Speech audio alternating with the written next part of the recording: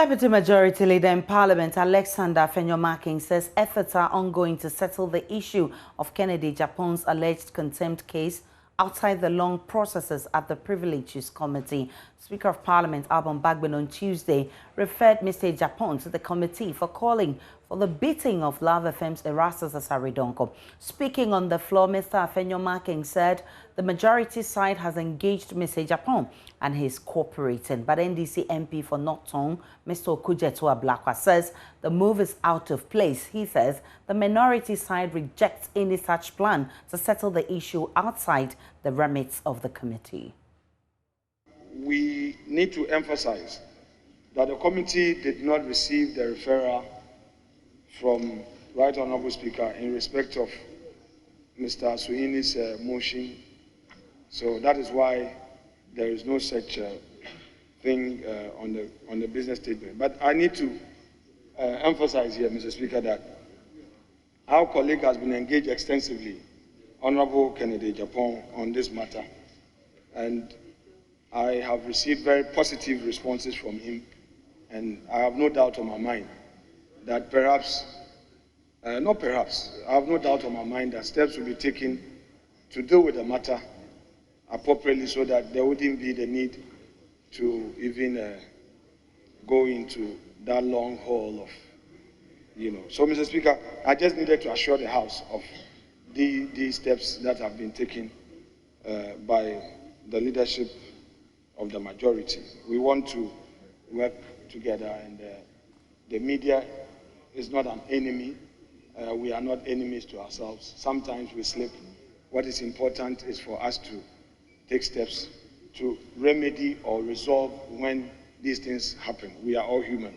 So, Mr. Speaker. The final issue, Mr. Speaker, relates to a rather strange, I don't know if it's an announcement or if it is a notice, and I don't know under what standing orders the Deputy Majority Leader was coming under. The Right Honourable Speaker has referred the petition from Honourable Alhaji Suhini Alhassan to the Privileges Committee, and that is the resolution of this House. We are being told today, that is the status, the decision of the Speaker, the ruling of the Speaker. Then the Deputy Majority Leader, who we know is a long-time counsel and lawyer of the Honourable Kennedy Agyapong, is telling us today that, let's prepare for some out-of-court settlement of a sort, or out of Privileges Committee settlement. I mean, under what standing orders is the Deputy Majority Leader giving us this announcement or serving this notice to the House? I mean, please, if you want to plead for your client, come properly and go and do that at the committee. But don't say that we would not have to go through that long. Who has complained about the process? We are ready to go through the length of that duration. And let's be careful we don't create the impression that some MPs, when the Speaker has referred, they are above that referral. He must go there and ensure that the decision of this House and the decision of Mr. Speaker is respected. So please, as for that, your notice, we reject it. We don't know how it is grounded. I think that it's important that we make that point very clear. I'm grateful, Mr. Speaker. Mr. Speaker, the issue of Honourable Suhini's application, which application was granted, I only referred to it that it has not been programmed.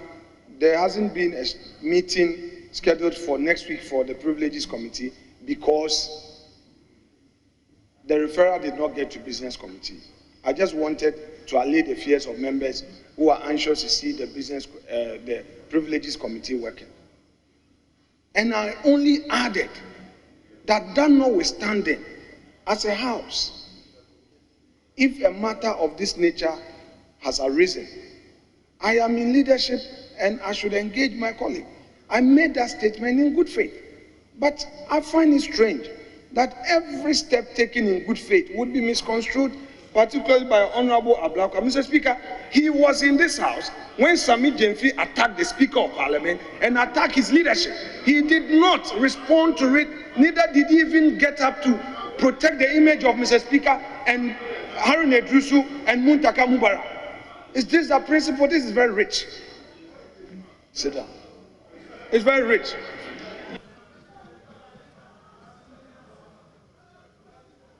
So, Mr. Speaker, I think that he should appreciate the angle I came from. I did so in good faith that, yes, something has happened.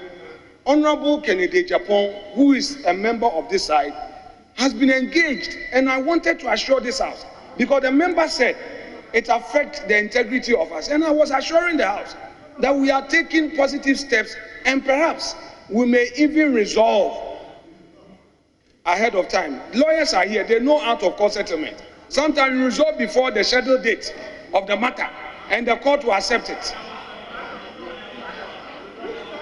Mr. Speaker, I'm invoking the inherent jurisdiction of Mr. Speaker, which is also part of our rules. He's invoking his inherent jurisdiction as part of the rules. Look at Order 6 and 8. Read down there. It's there. Read it. Where the matter is not provided, Mr. Speaker will direct. He has so admitted. Afenyo Markins is Deputy Majority Leader in Parliament. Our man, Joseph Opoku Gakpo, who's been monitoring events in Parliament, is on the line. Gakpo, how did the majority arrive at this decision to settle the matter outside the Privileges Committee? Trying to get a sense and trying to understand what exactly is happening. And these are the details that we're gathering, that there's actually been an engagement at the level of the leadership at the majority side with Mr. Agyapong. As you heard Mr.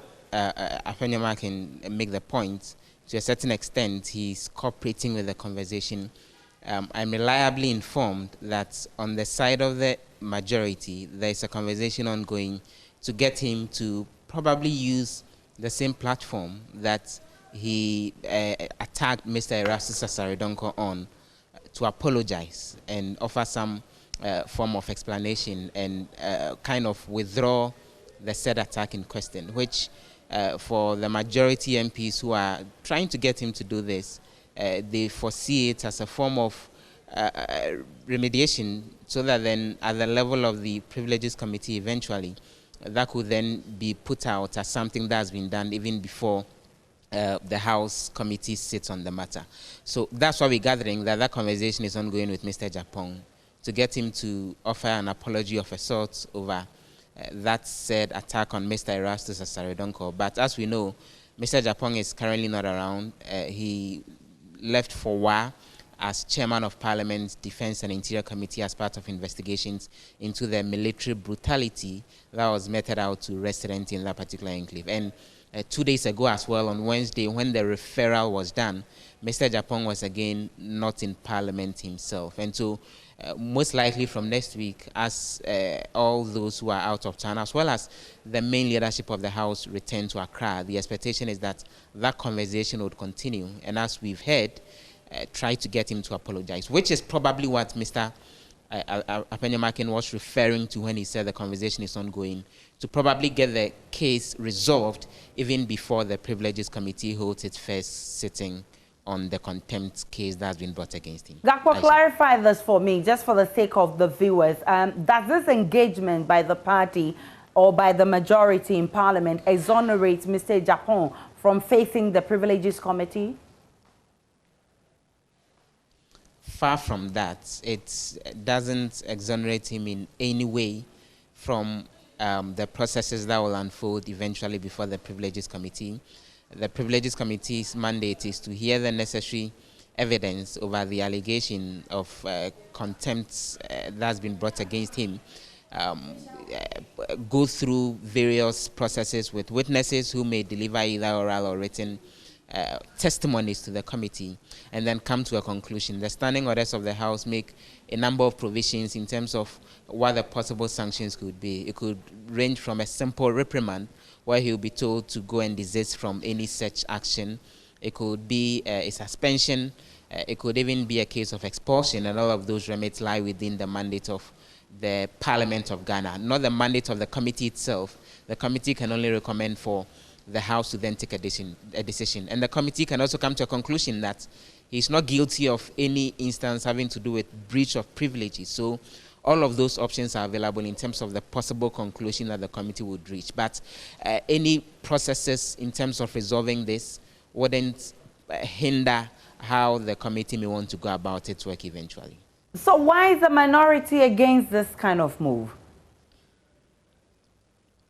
The minority MPs, including Mr. Kennedy Agyapong, are of the opinion that this is something that was brought up on the floor. The Speaker has duly referred the issue to the committee, especially in the absence of the Speaker today, because then we know that today's sitting was actually presided over by Mr. Andrew Makwesiama, who is the second deputy speaker.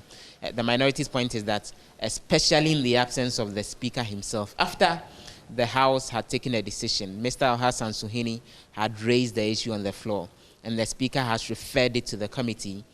For the MPs on the minority side, at the level of the plenary, there is no further action that they can take until the committee completes its work and returns with a report, virtually going back door to try and mitigate what had been done and try to pull brakes on the committee's process. For some of the minority MPs would amount to disrespecting the directive of the Speaker and the ruling the Speaker gave that the Privileges Committee should look into this, which is how come Mr. Agyapong makes the point that if Mr. Agyapong or anyone on the majority side has any issue in terms of any possible plea, they should go to the Privileges Committee and deal with that particular matter at that level. So what other businesses have they been conducting, I mean the MPs? The House has been going through the issues that they will delve into going into next week. Next week, Wednesday, we're expecting that the Minister for Finance, Ken Ofori-Atta, will appear in Parliament to respond to questions having to do with the cost of the President's trip in May to Belgium, France, and South Africa, which the minority has claimed actually did cost the taxpayer something in the region of 2.8 million Ghana cedis in terms of chartering a luxurious jet, as the minority claims, for the President to undertake that trip when the President knew that the presidential jet was in good condition. It's been more than a month since a question was filed in Parliament demanding that the Finance Minister comes to respond to questions on this. He asked for more time. Now we're getting the clarity that he's ready to respond to the question, and that would happen on Wednesday next week. Apart from that, there's a separate question that's gone to him asking for details on how much it cost the presidency when it comes to chartering flights between 2013 and 2016.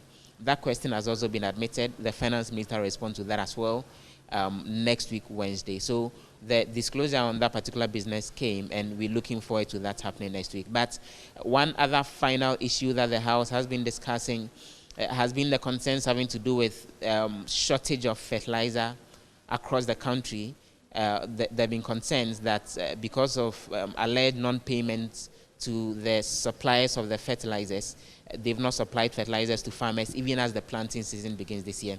A number of MPs, including the First Deputy Minority Whip, Ibrahim Ahmed, and Mahama Yarga, who is the MP for Boku Central, demanded that the Minister for Agriculture be summoned to the House to come offer an explanation on how come the fertilizers are not getting to ordinary farmers. And a lot of MPs additionally raised concerns about what they think is a looming situation of food crisis that may result unless some of these concerns with fertilizer supply are not dealt with. And the indication is that leadership is looking at this request on what should be done so that then the House can discuss this particular matter going into next week.